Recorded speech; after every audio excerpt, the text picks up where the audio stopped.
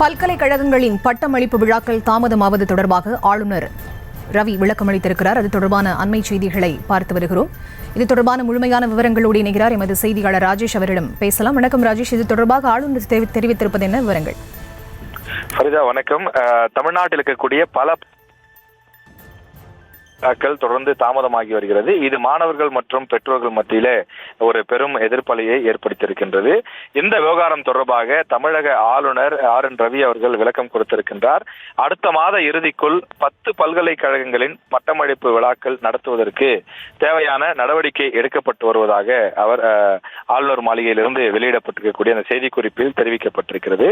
மேலும் துணைவேந்தர் இல்லாத பல்கலைக்கழகங்களில் அந்த கன்வீனர் கமிட்டி மூலமாக தேவையான நடவடிக்கைகள் எடுக்கவும் வலியுறுத்தப்பட்டிருப்பதாக ஆளுநர் மாளிகை தரப்பில் தெரிவிக்கப்பட்டிருக்கிறது.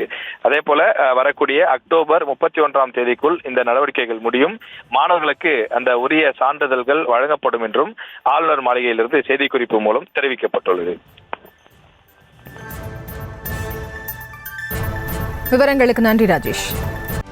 செய்திகளை உடனுக்குடனும் துல்லியமாகவும் தெரிந்து கொள்ள சப்ஸ்கிரைப் பண்ணுங்க.